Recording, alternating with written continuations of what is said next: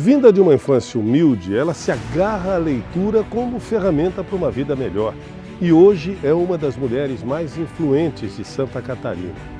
A convidada deste episódio do Democracia é minha querida colega, deputada Paulinha.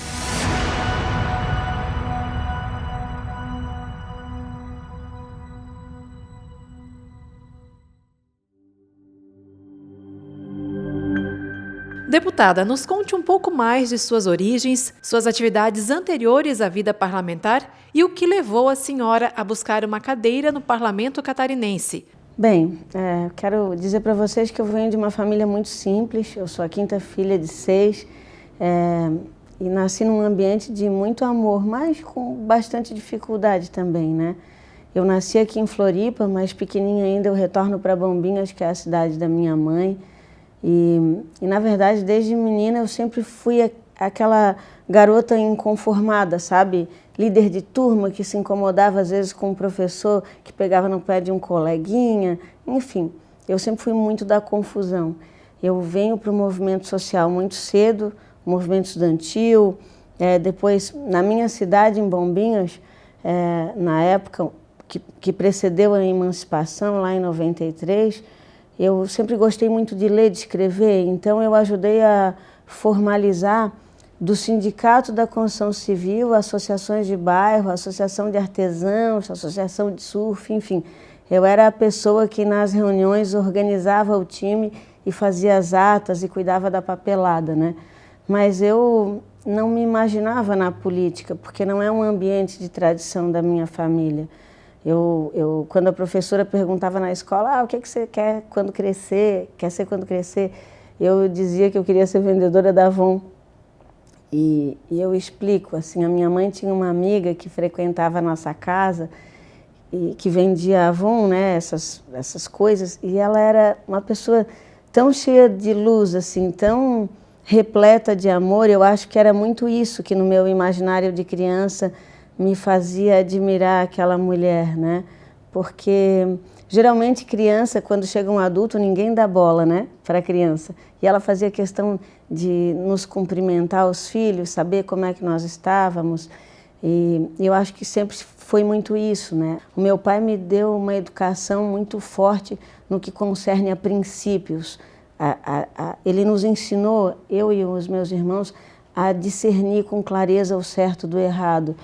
E a minha mãe vem com essa combustão de amor pelas pessoas e eu acho que dali começa a nascer essa impressão política, né? Então, eu me elejo vereadora da minha cidade, fui a primeira mulher eleita em Bombinhas, com um percentual de votos muito significativo, inclusive na época, e depois me torno a primeira prefeita. E quando alguém me reelejo, e é muito engraçado isso, né? Porque quando as pessoas falavam, Paula, você tem que ser deputada, eu era capaz de brigar, eu não conseguia. Alguém dizia isso, se a Paula for reeleita prefeita, ela vai virar deputada. Eu realmente não tinha isso nos meus planos. Eu venho para o mandato de deputado estadual, porque aí já no segundo mandato de prefeita, assumo a liderança da ANFRE na nossa região. E uma coisa que é muito de mim, assim, né? Eu não consigo passar pela vida das pessoas impunemente, né? E isso, às vezes, me traz problemas, porque alguém me traz uma causa e eu escuto e ela entra no meu coração e na minha alma de um jeito que o problema passa a ser meu, né?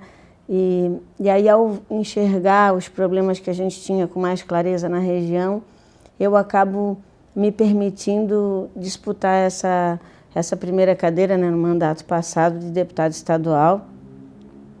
E também isso é uma coisa muito engraçada, né? A política para a mulher, ela é diferente, ela é mais doída. E eu me lembro bem que quando a gente se põe candidata a deputada na primeira eleição, mesmo as pessoas que gostavam de nós, assim, havia um menosprezo com a hipótese da nossa vitória muito grande, né? As pessoas que gostavam de mim, inclusive, diziam, Paulinha é uma fofa, é uma querida, batalhadora, mudou Bombinhas, mas ela vem de um colégio eleitoral muito pequeno, né? Não tem a mínima chance. E a gente conseguiu fazer uma campanha muito bonita que nos traz para o parlamento com a 5ª melhor votação no estado já no primeiro mandato. fugindo do ambiente da polarização, né? Na época eu era afiliada ao PDT, na primeira eleição do Bolsonaro, né, que já era essa polarização aí, fazendo campanha para o Ciro Gomes, ou seja, a gente consegue chegar no parlamento com muita força, né? Esse, resumidamente, assim, é um tanto da minha história e do porquê que eu cheguei aqui.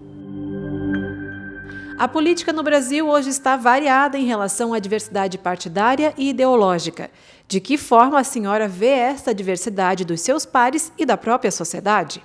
Eu vejo que a gente está vivendo um momento muito tenso da democracia, mas se a gente parar para pensar que a nossa democracia é de 88, ela é muito jovem ainda no Brasil, né? E ela ainda precisa sedimentar os seus valores. Até pouco tempo atrás, o voto ele era de grupos ou de líderes. Vocês podem observar que de um tempo para cá, ou certo ou errado, as pessoas estão discutindo política no almoço de domingo.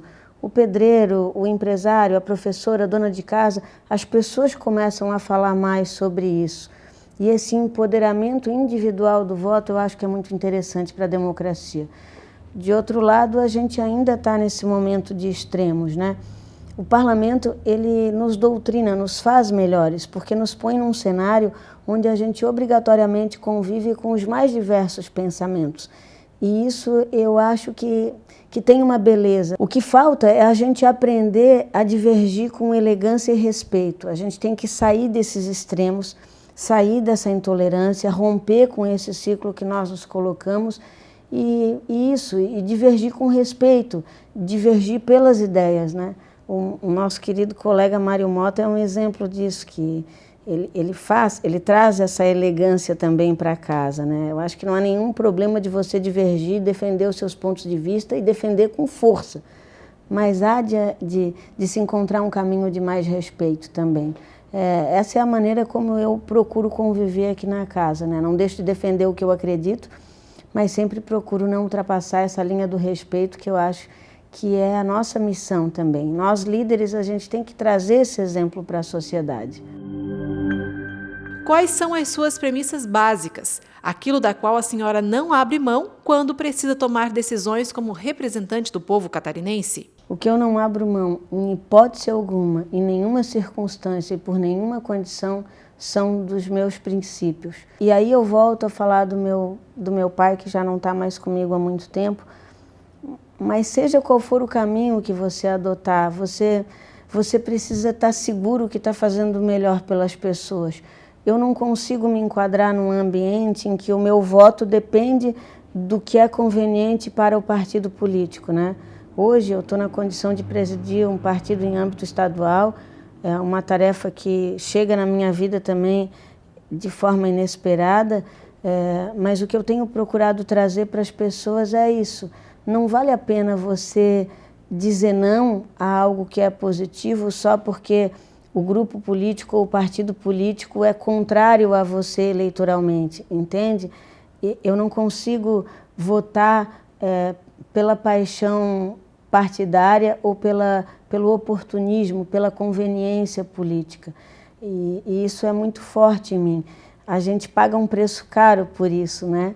E a mulher ainda mais, né? Não querendo trazer a pauta feminista para a conversa, mas isso é muito explícito, né? Eu digo que a gente nesse mundo convive com o que eu chamo de guerra fria, porque para a mulher divergir, ela precisa ter muita razão, muita mesmo. Ela precisa ter muita segurança daquilo que diz e eventualmente, quando ela não coaduna com o pensamento majoritário do seu grupo político, ela é punida por isso, né?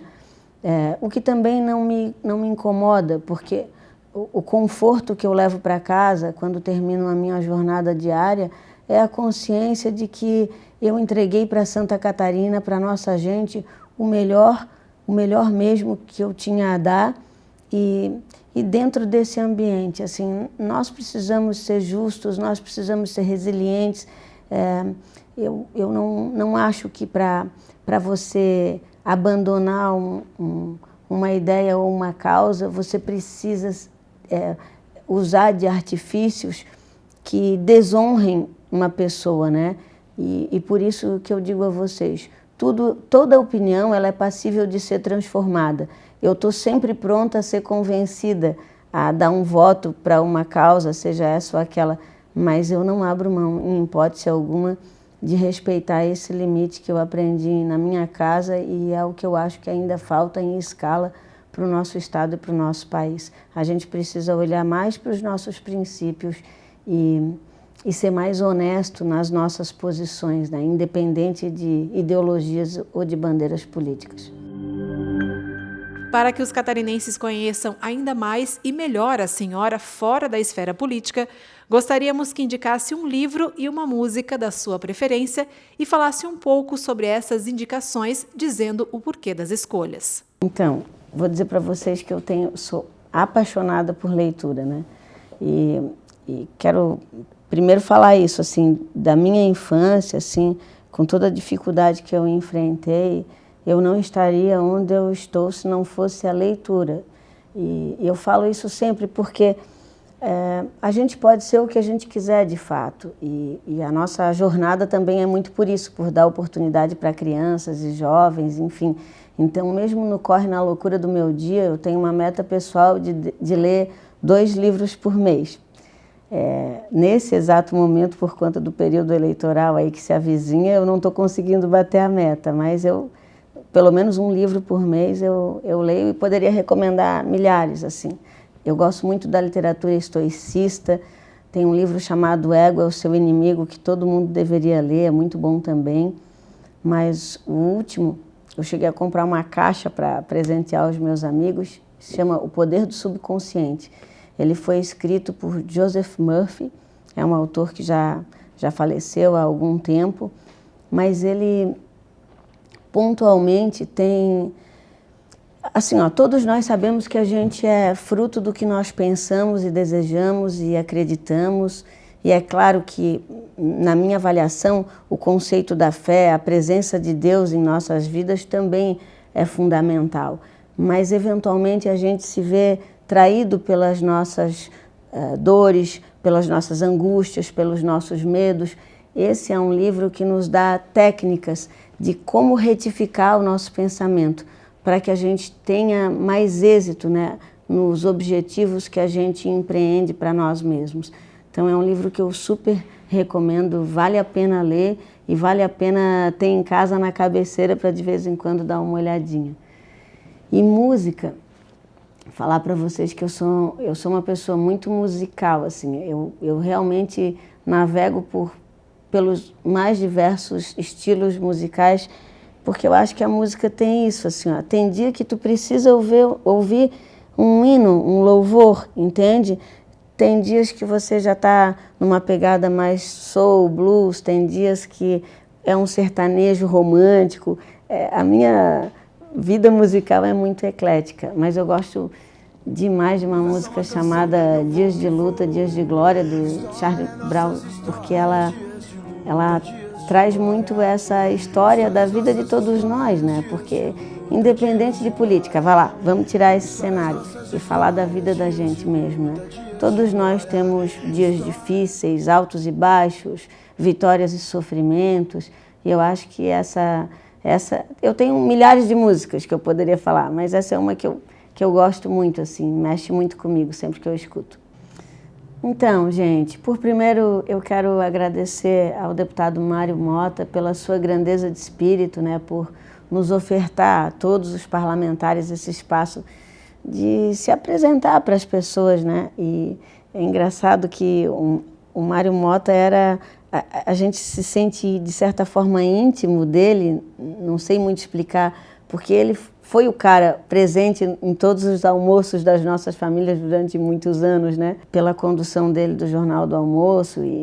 Mas eu acho que parto dele, do meu amigo Mário Mota, para chegar nesse encerramento, deixando essa mensagem para vocês, né? Essa vida, ela se torna muito mais leve, muito mais agradável se a gente se entrega para o amor ao próximo, para a fé, se a gente compreende que não vale a pena a gente brigar por coisas que no amanhã vão se tornar insignificantes, né? E eu acredito sinceramente que fazer um país melhor, um estado melhor, uma cidade melhor, depende muito também dessa disposição de cada um de nós encontrar esse ambiente que também é muito espiritual, de reformar as nossas imperfeições e no ambiente que nós estejamos, seja na nossa família, no nosso trabalho, de fato fazer esse esforço para nos tornarmos pessoas melhores, né? E eu quero muito deixar essa mensagem de fé, de esperança, dizer que de fato assim, as nossas jornadas, sejamos pessoas públicas ou não, elas têm as suas dores e as suas dificuldades, mas vale muito a pena a gente seguir lutando pelo que é certo, pela justiça, pela ética, pelo bem e com esse jeito especial de olhar para quem pensa diferente da gente de forma mais harmoniosa e respeitosa.